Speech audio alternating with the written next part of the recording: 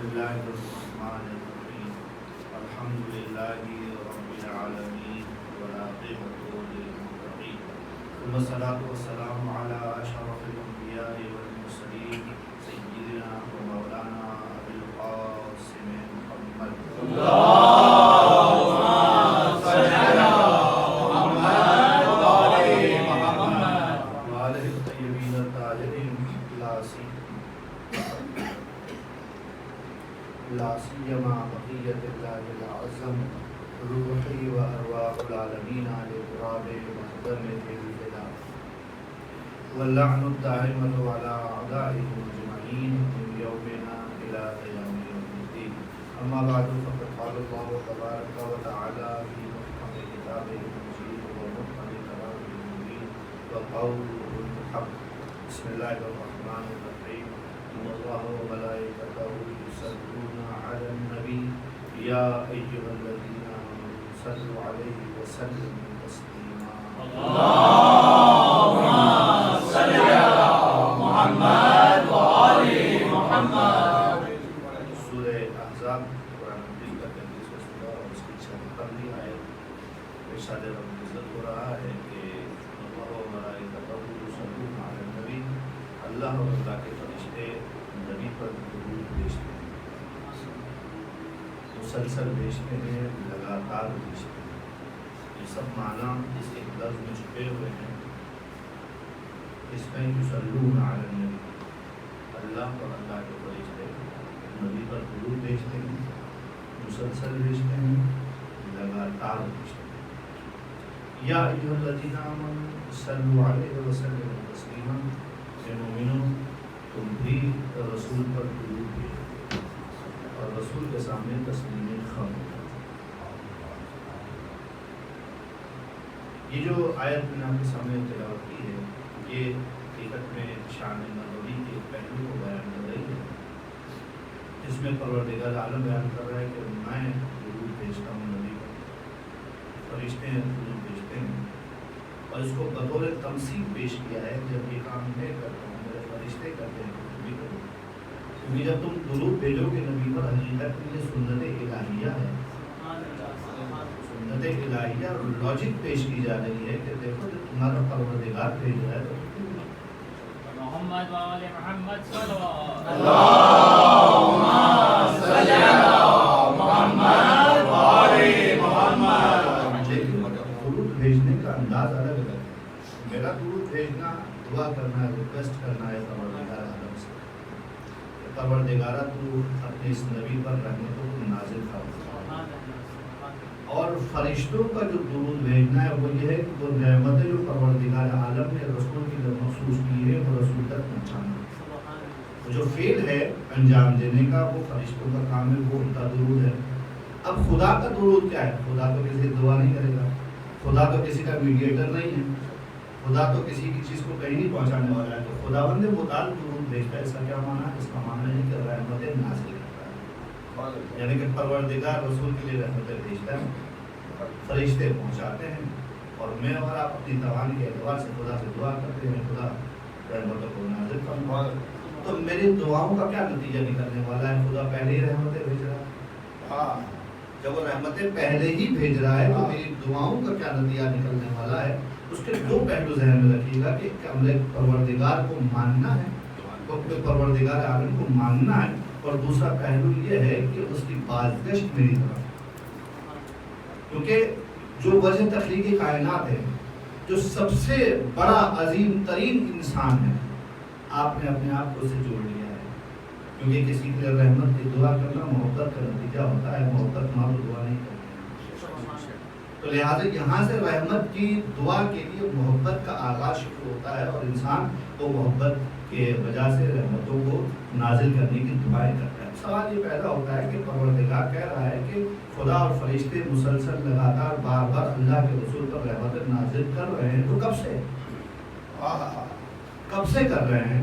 تو اس کا جواب بھی آیت ہی میں کہا ان اللہ و ملائکتہ یصلون علی النبی نبی پر بھیج رہے ہیں یعنی کہ جب سے محمد نبی ہیں اس وقت سے ان پر درود و سلام نازل ہو رہا ہے. تو حضرت کب سے نبی ہے؟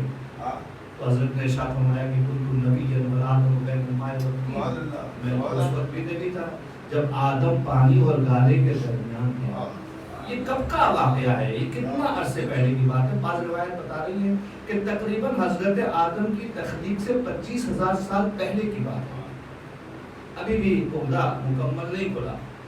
سوال یہ پیدا ہوتا ہے کیا پروردگار عالم نے ذات محمد کو الگ خلق کیا اور تمغہ نبوت الگ دیا یا نہیں؟ جب خلق کیا محمد کو تو نبی بنا کر خلق کیا تو الگ بات ہے۔ ہمارا عقیدہ یہ ہے کہ پروردگار عالم نے جب اس ذات کو خلق کیا تو نبی اور رسول بنا کے خلق کیا۔ ایسا نہیں ہے کہ پہلے انسان بنا کے خلق کیا اور پھر اس انسان کو رتبہ نبوت پر فائز کیا، ہم ایسا نہیں مانتے۔ تو لہذا جب ایسا ہے تو جب سے نبی ہوں گے، جب سے یہ ذات ہوگی، اس وقت سے پروردگار عالم رحمتوں کو نازل کر رہا ہے۔ تو پھر روایت کا سہارا لیتے ہیں، حضرت ارشاد فرماتے ہیں کہ کنتو اول ما خلق اللہ نوری، سب سے پہلے پروردگار عالم نے جس چیز کو خلق کیا وہ نور نبوی ہے، وہ نور محمدی ہے۔ تو لہذا پہلی جو تخلیق ہوئی ہے وہ نور محمدی کی ہوئی ہے، نور نبوی کی ہوئی ہے، اور اس تخلیق کے بعد سے جو عمل جاری ہے وہ مسلسل رحمتوں کا نزول ہے ذات رسول پر۔ اس کا مطلب یہ ہے کہ کہنے کو ہم کہہ سکتے ہیں یہ بات کہ اللہ تعالیٰ اپنے نبی پر جو رحمتوں کو نازل کر رہا ہے وہ ازلی ہے، کیونکہ پہلی تخلیق نور نبوی کی ہے اور اس وقت سے رحمتوں کا سلسلہ شروع ہو رہا ہے۔ تو یہ ازلی ہے تو کیا ابدی بھی ہے؟ کب تک؟ کب تک؟ کیا 11 ہجری کے بعد ان رحمتوں کے نزول کا سلسلہ رک گیا یا اب بھی جاری ہے؟ آیت کہہ رہی ہے، آیت قرآن مجید کی آیت ماضی کے بارے میں بات نہیں کر رہی ہے۔ اگر ہم اس 11 ہجری تک آیت کو دیکھیں تو آیت یہ کہہ رہی اللہ بھیجتا ہے، تو 11 ہجری کے بعد آیت کی میعاد ختم ہو گئی یا آیت ابھی بھی زندہ ہے؟ اگر آیت آج بھی زندہ ہے تو خدا یہی کہہ رہا ہے کہ میں مسلسل درود بھیج رہا ہوں۔ تو مانو اگرچہ کہ رسول ظاہری طور پر اس دنیا سے جا چکے لیکن اب بھی کوئی محمد ہے کہ جس پر پروردگار عالم کی طرف سے رحمتوں کا سلسلہ جاری ہے۔ تو بس یہ کہنے دیجئے کہ جو نور نبوی پر پروردگار عالم نے رحمتوں کا سلسلہ شروع کیا تھا وہ منقطع نہیں ہوا ہے، اب تک چل رہا ہے۔ ان اللہ و ملائکتہ یصلون علی النبی، اے مومنو تم بھی رسول پر کیا بھیجو؟ درود بھیجو۔ اب مومنین نے سوال کیا یا رسول اللہ ہمیں یہ بتائیے کہ آپ پر درود بھیجنا چاہیں تو کیا طریقہ ہے؟ اللہ کے رسول نے ارشاد فرمایا جب کبھی تم اس پر درود بھیجنا چاہو تو یہ کہو اللہم صلی و بارک علی محمد و علی آل محمد کما صلیت علی ابراہیم و علی آل ابراہیم و بارکت کما صلیت و بارکت علی ابراہیم و آل ابراہیم۔ کہو اللہ کے رسول سے کیا پوچھا لوگوں نے کہ آپ پر درود بھیجنے کا کیا طریقہ ہے؟ اللہ کے رسول نے کہا کہ تم یہ کہو کہ پروردگار عالم محمد پر اور ان کی آل پر رحمتوں کو نازل فرما اور برکتوں کو نازل فرما جس طریقے سے تم نے ابراہیم پر اور ابراہیم کی اولاد پر رحمت اور برکتیں نازل فرمائی۔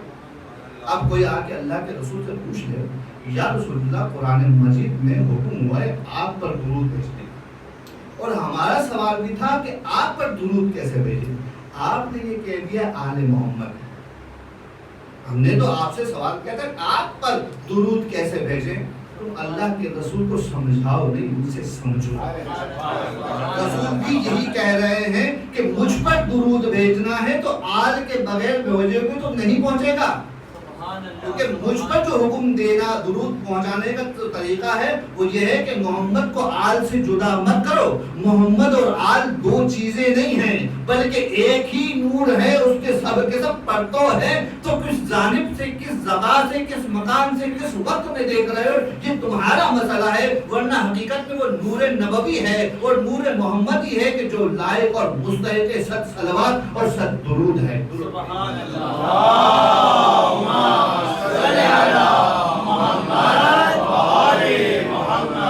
لہذا جب کبھی رسول پر رحمتوں کے نزول کی بات ہو تو آل جدا نہیں ہوتی۔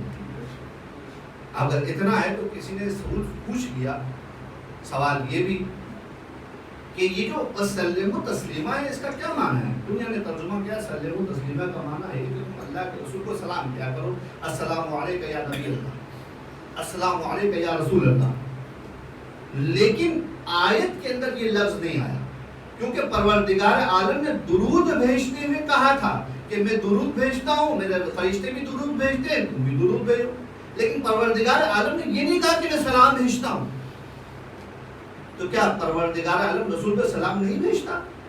سلام تو پروردگار عالم بہت سے لوگوں کو بھیجتا ہے، کہتا ہے کہ سلام علی آل یاسین، سلام علی المرسلین، سلام علی ابراہیم، ابراہیم پر سلام، آل یاسین پر سلام، مرسلین پر سلام۔ تو پروردگار عالم نے یہاں پہ سلام کا تذکرہ نہیں کیا، تو اس کا مطلب یہ کہ اور چیز مراد ہے جو خدا کر نہیں سکتا۔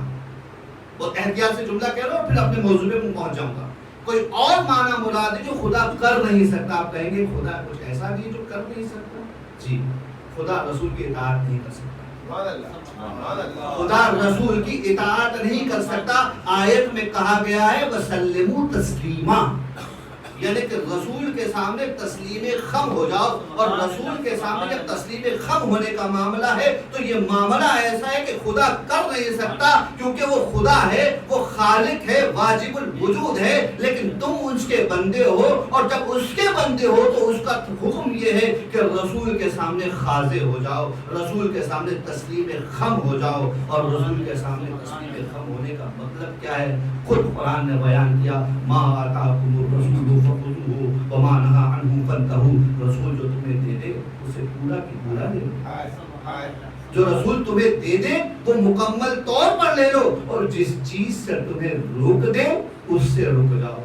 دیکھیں یہاں پر بہت معنی کو باریکی سے سمجھنے کی ضرورت ہے، اور بات پوری ہو گئی میری کہ دو قسم کے فرمانبردار ہوتے ہیں۔ ایک وہ ہوتے ہیں کہ جو نوکر ہوتے ہیں، جو نوکری کی صورت میں فرمان برداری کرتے ہیں، ان کا ذاتی لگاؤ نہیں ہوتا، ذاتی انٹرسٹ نہیں ہوتا، لیکن چونکہ جاب ہے اس لیے اس کام کو کرتے ہیں۔ لیکن کچھ ایسے ہوتے ہیں کہ ان کا ذاتی انٹرسٹ ہو اور ذاتی لگاؤ ہو جس کی بنا پر اس کام کو کریں، تو ان کے لیے نوکری معنی نہیں کرتی، بلکہ ان کا انٹرسٹ معنی کرتا ہے۔ اور جو نوکری کرتے ہیں ان کے لیے کام کا معنی نہیں ہوتا، اپنی نوکری کا معنی ہوتا ہے۔ اب آئیے یہ جو کہا گیا ہے ما آتاکم الرسول، جو رسول تمہیں دے دے، تو کہا لفظ استعمال کو فخذوہ سے اپنا لو۔ اپنا لینے کے لیے لے لینا نہیں ہوتا ہے، پہلے اس کو چاہت اپنانی پڑتی ہے، پہلے محبت اپنانی پڑتی ہے، پہلے اون کرنا پڑتا ہے۔ جب آپ اون کر لو گے نا تو اونرشپ کا تقاضا یہ ہے کہ حفاظت بھی کرو۔ اور اسی طریقے سے جب رسول خدا تمہیں کسی چیز سے روکے تو اس سے رک جانا ہے، اور رک جانے کے لیے پہلے ناپسند کرنا ہے۔ پہلے ناپسند کرو، کیونکہ میرے نبی نے پسند منع کیا ہے، لہذا میں ناپسند کر رہا ہوں، اور ناپسند کرنے کے بعد تم اس سے رک جاؤ، تو اس کے بعد سمجھ میں آتا ہے کہ تم رسول کے سامنے تسلیم خم ہو، تسلیم خم ہو۔ درود پڑھیے محمد اللہم صلی علی محمد وآل محمد۔ بس اس سے زیادہ میں آپ کو زحمت نہیں دوں گا، کیونکہ آج کا دن اس گھرانے پر مصیبتوں کا جب یہ کہہ رہا ہوں کہ رسول اور آل محمد میں فرق نہیں، جب مصیبتیں رسول پر آتی ہیں تو آل محمد پر آتی ہیں، اور جب آل محمد پر آتی تو رسول پر بھی آتی ہے۔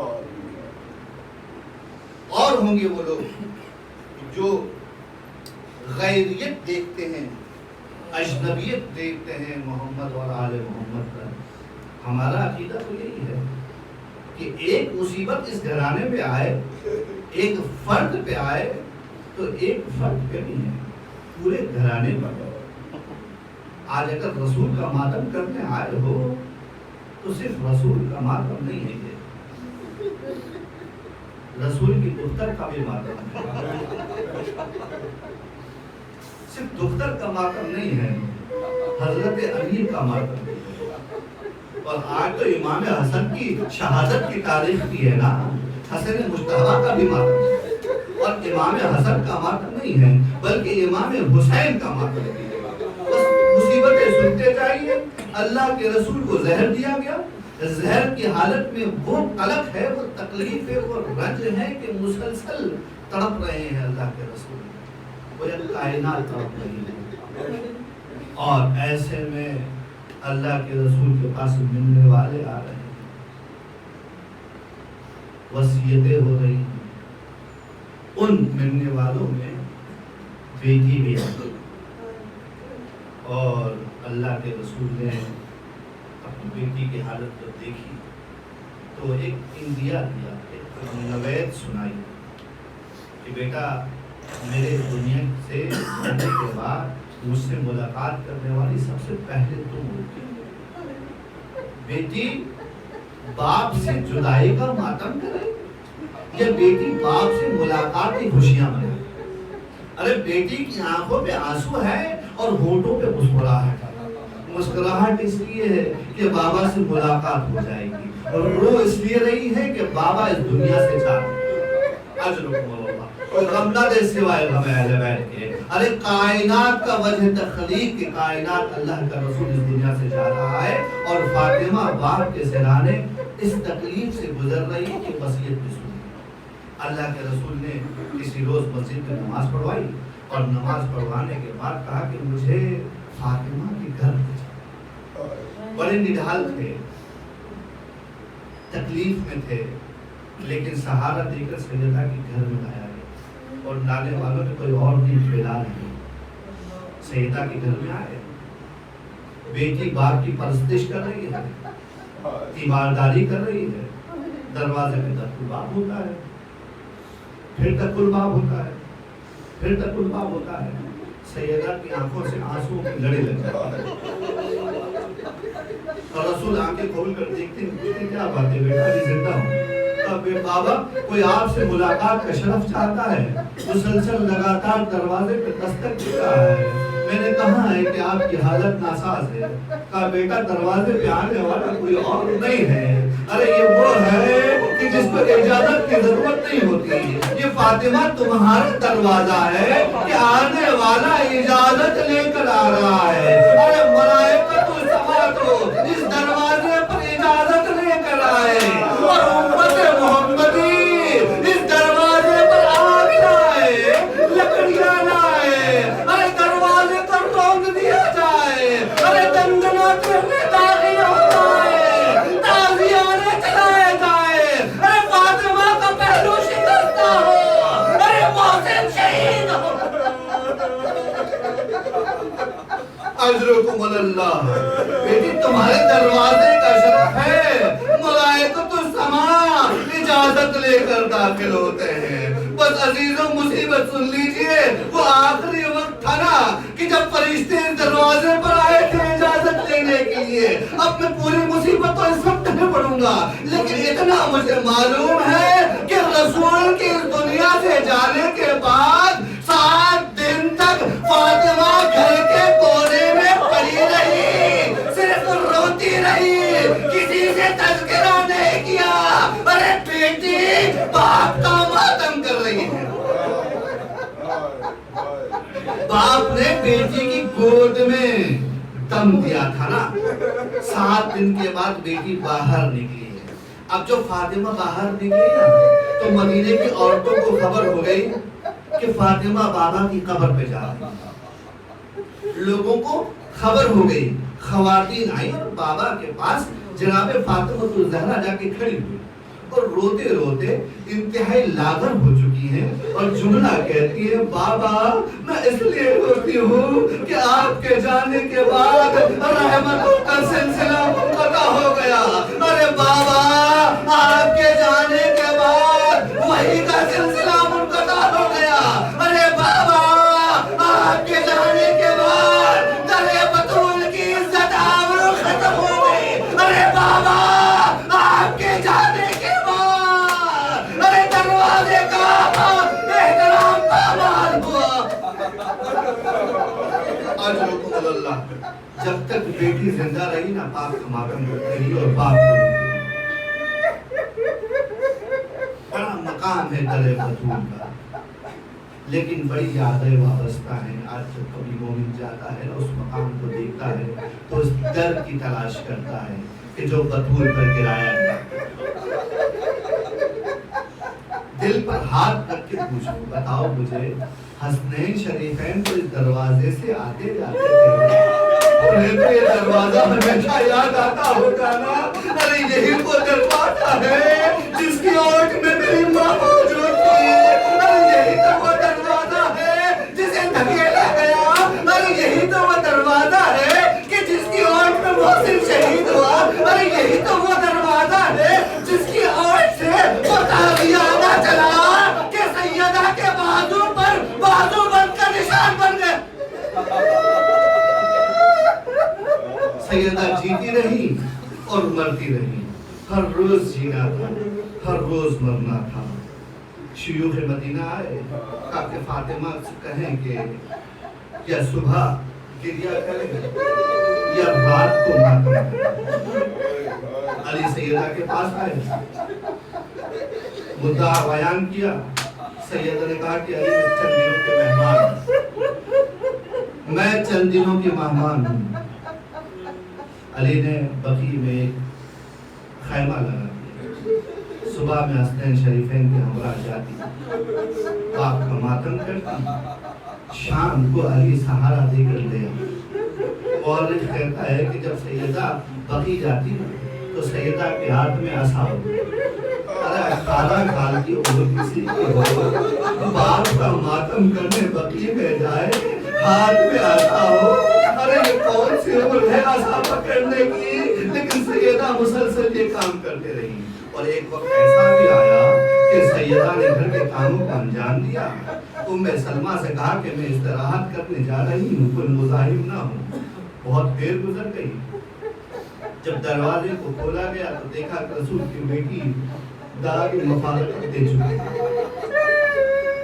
حسنین شریفین کو بلایا گیا، باپ کی ماں کی اس جنازے کو دیکھا، کہا کہ علی کو بلا کر لاؤ۔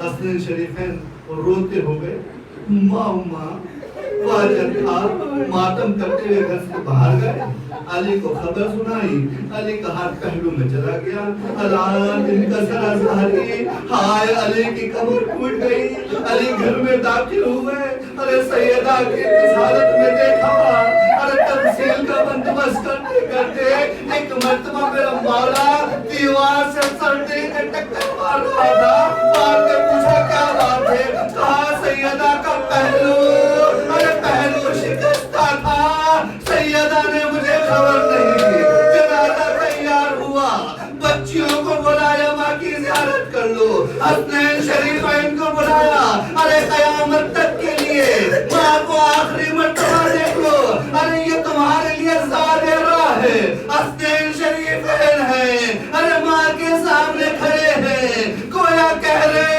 ہیں اماں اگر نہ بلایا تو ہم نہیں آئیں گے، بندے کفن کھلے، آواز بلند ہوئی، الہیہ الہیہ بنیا، ارے بیٹے ماں کی جنازے پر آئے، علی کو آواز آئی بچوں کو جدا کرو۔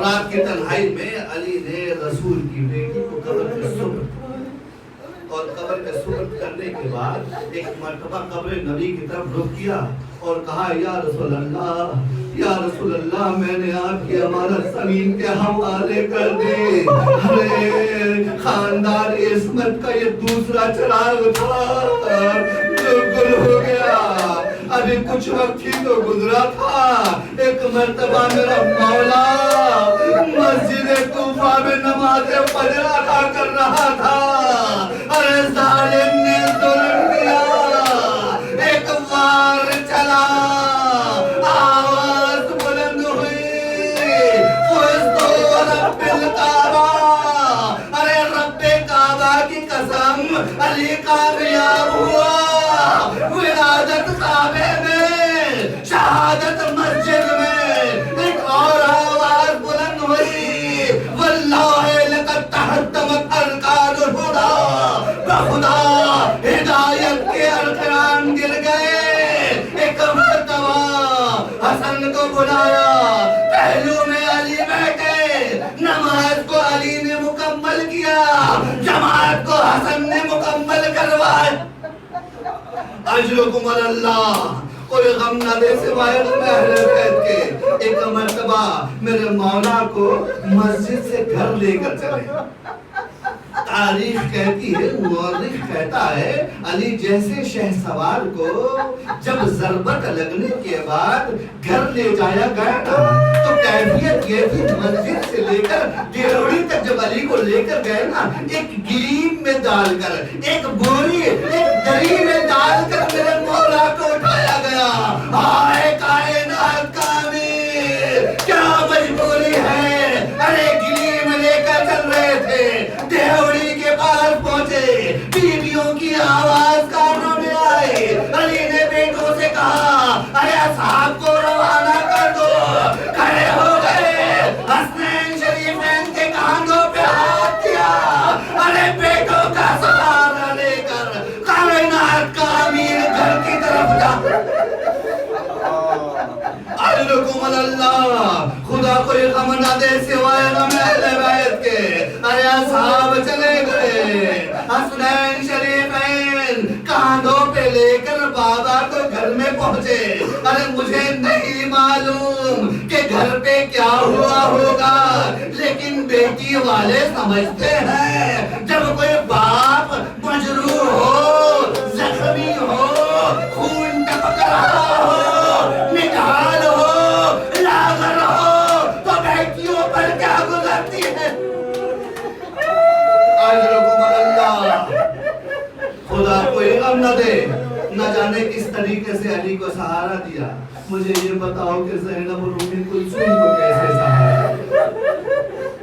کچھ دیر کے بعد ازبکر بن نباتہ کہتا ہے کہ میں دروازے پہ دستک کی اور مولا حسن دروازے پہ، کہا مولا سے آخری ملاقات کرنا چاہتا ہوں، مجھے ڈر ہے کہ میں اپنے آقا سے نہ مل سکوں۔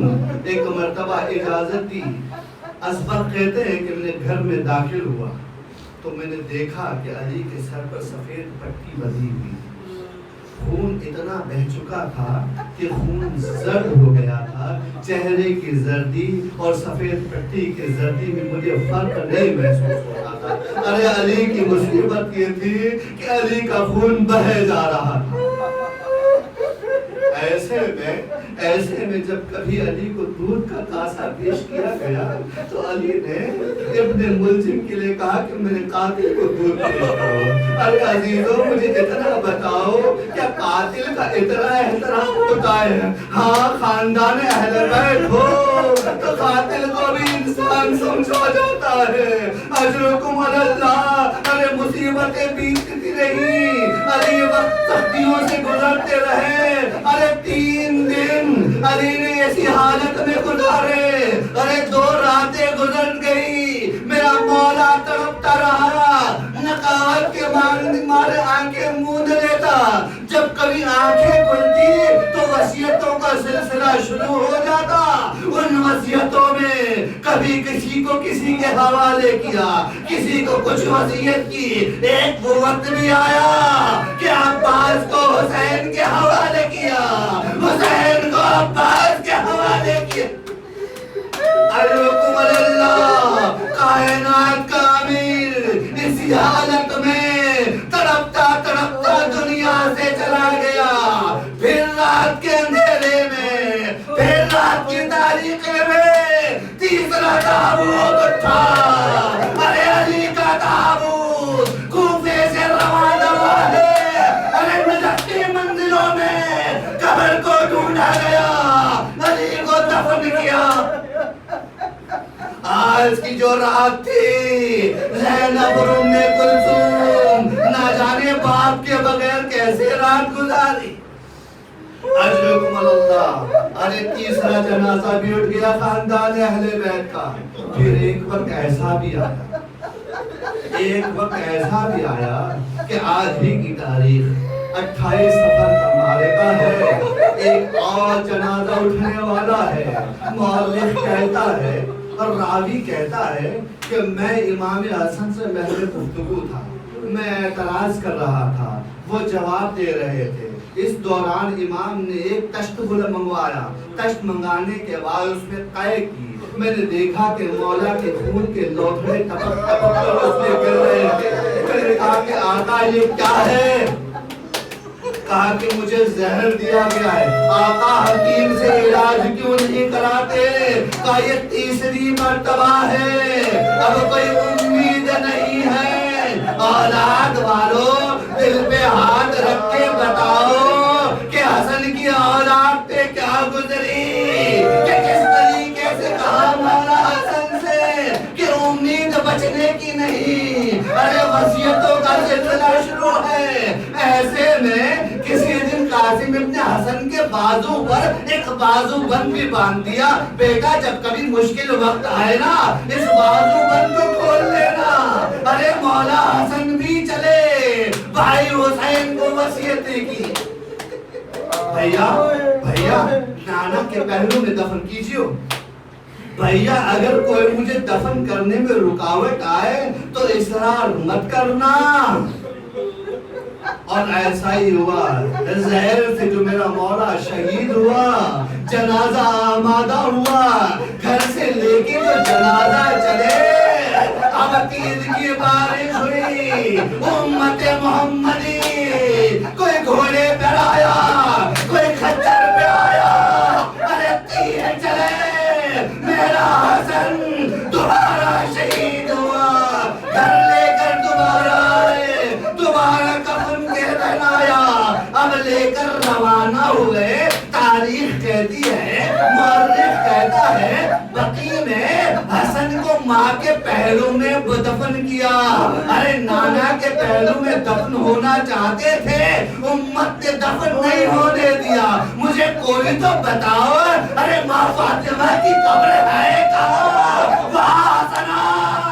ارے ماں کا پہلو ملا کہ نہ ملا, لیکن اتنا خبر ہے کہ بقی نے دفن کر دیا. وہاں حسنا. خدا کوئی غم نہ دے سوائے غم اہل بیت کے. بس اتنا نہیں تھا, یہ اہل بیت کا چوتھا جنازہ اٹھا, اور پانچواں جنازہ تو ایسا ہے جو اٹھا ہی نہیں. ارے پانچواں جنازہ تو ایسا ہے کہ امت ان کا تابوت لیے لیے پھرتی ہے. ارے کاش ہم ہوتے تو جنازہ اٹھاتے. واہ حسین.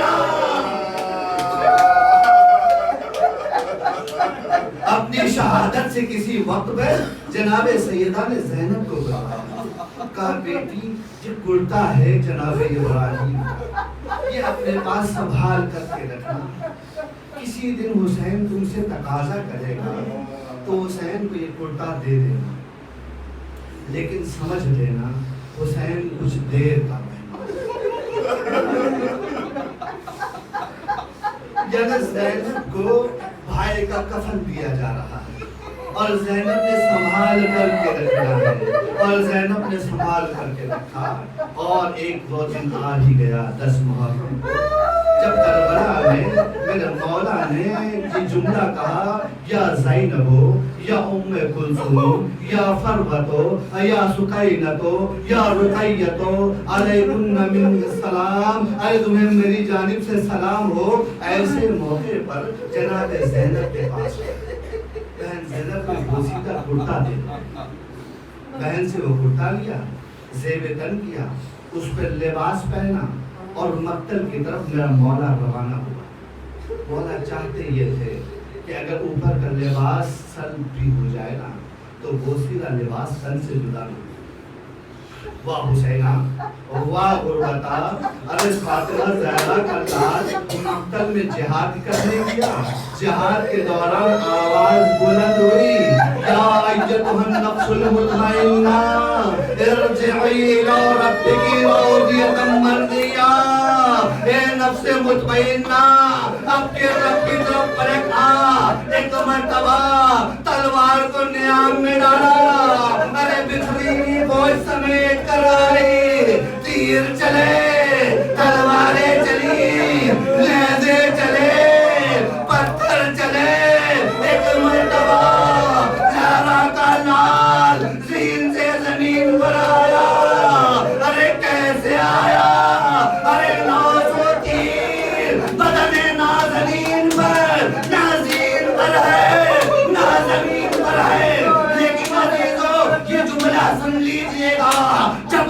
مقام پر زین سے زمین پر گرے نا، وہ میرے حسین کا مقتل نہیں ہے، مقتل نہیں ہے. میرا حسین کھڑا ہوا، کھڑا ہونے کے بعد آگے بڑھا، اور فوج اشقیہ نے صفیں باندھ لی، اور ایک طرف میرا حسین آگے بڑھتا جا رہا ہے، اپنے مقتل کی تلاش میں ہے. اور وہاں سے کوئی تیر مارتا ہے، کوئی تلوار مارتا ہے. ارے فاطمہ کا لال گھیرتا ہے، اٹھتا ہے، گھیرتا ہے، پھر آخر مقتل پر پہنچا. ارے مقتل پر پہنچنے کے بعد طاقت نہیں ہے، لیکن یہ سن لیجئے، ارے شمر کا تلوار ہے، حسین کی پشت گردن ہے، اور خون خنجر ہے. ارے کچھ دیر نہ گزری، کچھ دیر نہ گزری، ایک مرتبہ کربلا میں گویا ایک بھونچال آ گیا. حسین کا پاؤں تھا، گھوڑا دوڑا ہوا مقتل سے خیموں کی طرف.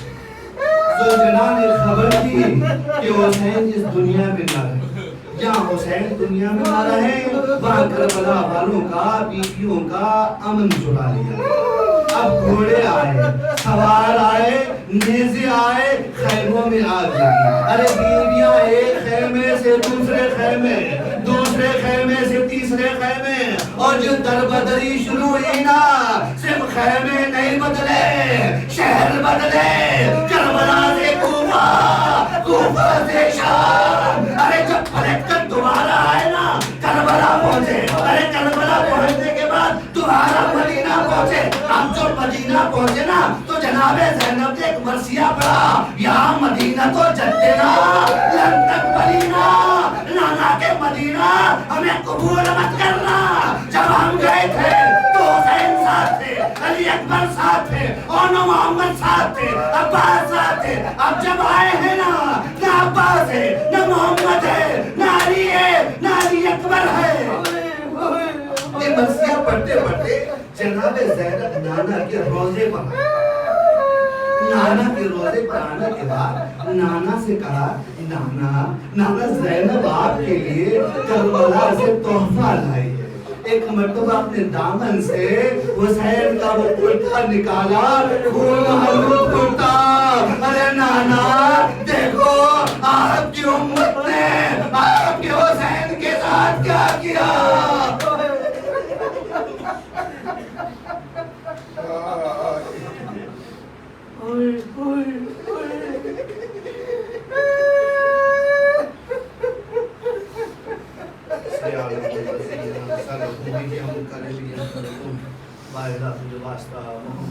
محمد کا ان آنکھوں پر اپنی رحمتوں کو نازل فرما. بار الہ ان آنسوؤں پر اپنی رحمتوں کو نازل فرما. حاضرین پر وبانیان پر اپنی رحمتوں کو نازل فرما. میں اپنے واسطہ محمد و آل محمد کا جو مومن ماتمدار حسین موجود ہے، کی جان مال کی زدادوں کی حفاظت فرما. پریشان والوں کی پریشانی کو برطرف فرما. میں تجھے واسطہ محمد و آل محمد کا تمام مومنین کو تمام مصباحات خصوصیت سے کربلا معلیٰ کی زیارت اشرف عطا فرما. میں تجھے واسطہ محمد و آل محمد کا اپنی آخری اجت کی ضرورت تعجیل عطا فرما. ان کے آوان منصاب میں شامل فرما. تقبل منا انک السمیع الدعاء.